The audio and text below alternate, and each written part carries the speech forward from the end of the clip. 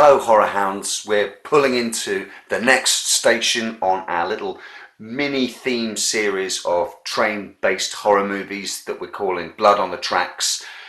This movie, as requested for by the Deadly Dames of Horror, is a 1975 Italian movie called, for the purposes of this video, I'm calling it Night Train Murders.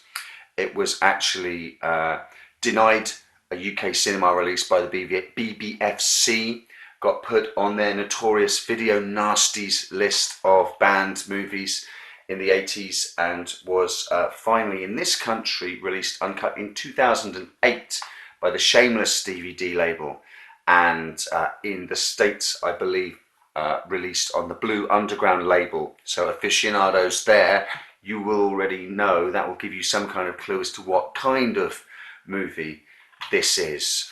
If I read out some of the alternate titles, that should fill the rest of you in on really where we're going with this. Part of me just adores the fact that you have Italian horror movies like this, and it's usually the Italian ones that have about a dozen different titles. But Night Train Murders, as it even says on the cover of this, aka Late Night Trains, so it's also known as Last Stop on the Night Train, Don't Ride on Late Night Trains, Xmas Massacre, strangely, Last House 2, The New House on the Left, The Second House on the Left. So we are in the same way that for our previous video, Terror Train, we were entering a territory of something that was very clearly jumping on the Halloween bandwagon. Night Train Murders is clearly, as you can tell from some of those alternate titles, jumping on the trying to ride the success of Wes Craven's Last House on the Left. Anyone familiar with that film will know that the plot for this film is ripped straight off of Wes Craven's movie. Does that mean that Night Train Murders has its eye on the bottom line, or does it have something to offer in its own right? Certainly, if you watch Last House and then this, it's derivative of the original movie. The plot beats are pretty much exact, but it does a few things differently, mostly in presentation. This film does not take the raw guerrilla filmmaking approach that Wes Craven did for his ultra low budget first movie. Instead, it's more stylish. It's a moodier piece, more atmospheric. The director of this, Aldo Lado, had directed a couple of giallo movies before this, Short Night of Glass Dolls and Who Saw Her Die, neither of which I've seen, but they've gone onto my list because I'm a nut for giallo films, and want to slowly over time watch as many of them as I possibly can. So what happens when you take a director with an Italian established giallo sensibility and eye, and have him rework a guerrilla style Western cry of celluloid rage, essentially? Are we left with something that's simply exploitational, or are we left with something that has a little bit of artistry to it? And it is surprisingly, some might say, it's the latter, it's the second one. I wasn't expecting that going in. I've watched this for the first time for this review, and I was expecting it to be a bit of a slog. I'm not the world's greatest fan of rape revenge movies and that type of exploitation. There's a fine line to be trod between critiquing rape and exploiting rape and murder, and an awful lot of the artists, the filmmakers, the producers who go in with a bottom line mentality opt for the easy pitch of sensationalism to get a quick buck. And there's not really much sensationalism in this. There's not much nudity. There's not that much blood.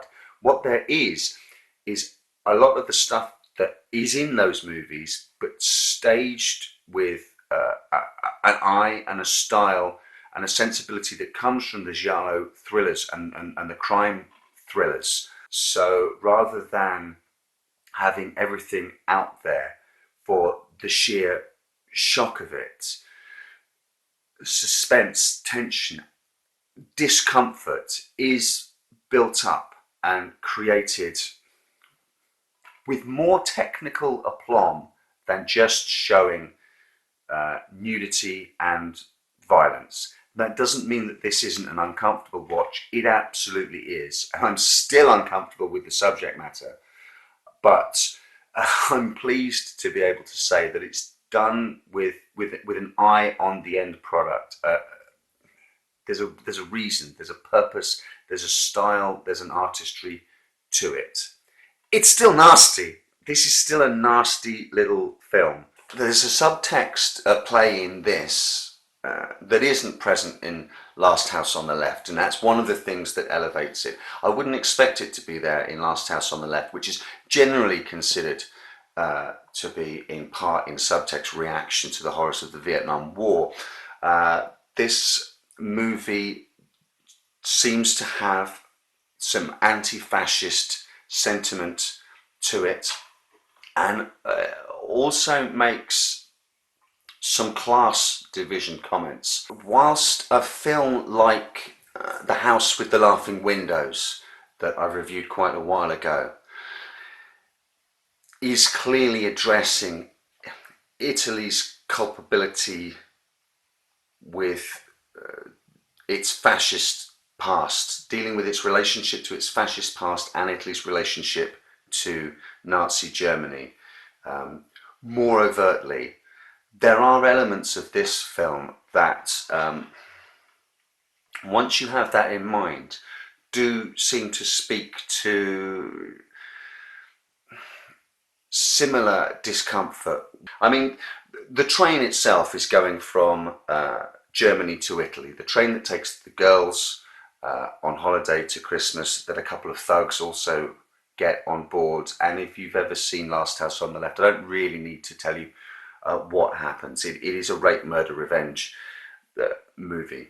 But I know it's a small thing, but the train is going from Germany to Italy. Those two cultures are linked in the film, and the pasts of those two cultures are linked. One of the thugs, a guy called Blackie, comes across a carriage full of older German men singing a German song. I don't know what the song is, a drinking song perhaps, but he manages to trick them all. He just slides the door of the carriage open, shouts "Heil Hitler," and they all, in sort of unconscious reaction, all stand up and reply back "Heil Hitler," and he's got them. There's no hiding for them. He's called them out. Their hypocrisy. They're still Nazis.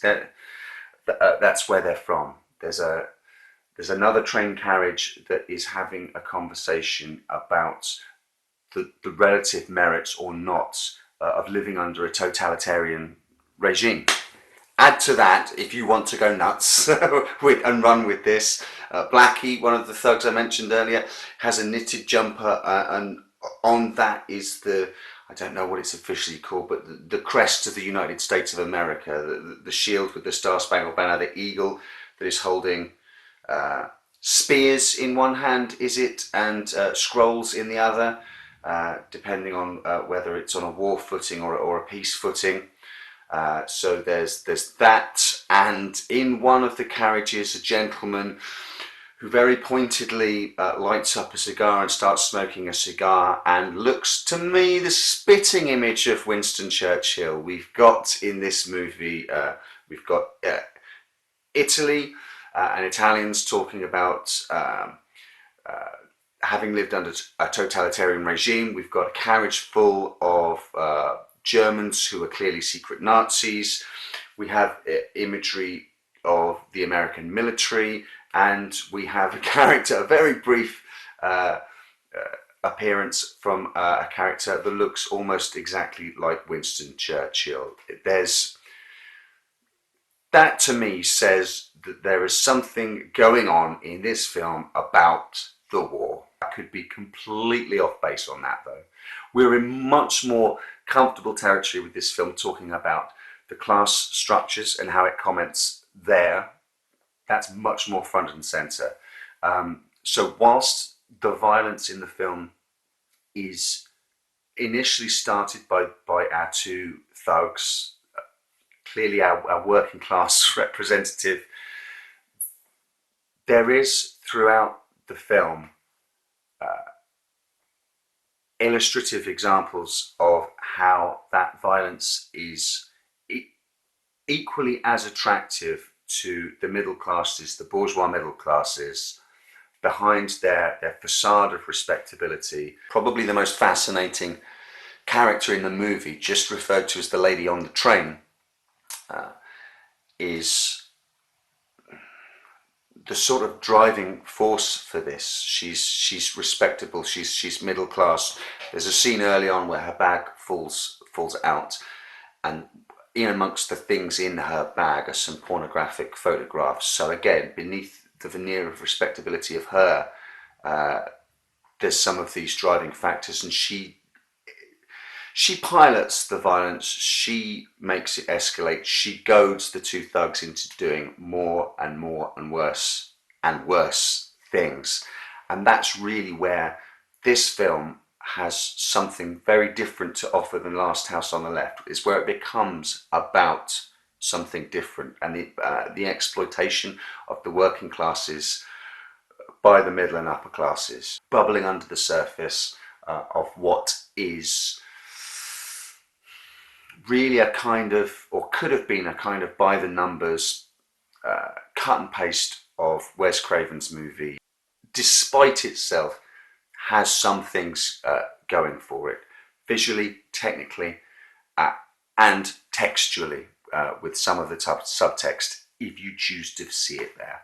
So what I think I'm going to do for the next Blood on the Tracks video is pick another movie that I haven't seen before and chose specifically for this. I like to do this, if I decide upon a mini theme, it's because there will be enough films that I know I've seen to make the series, but I like to include new stuff in it that I haven't seen before. So I'd never seen Night Train Murders before, and I also have not seen Train with Thora Birch before.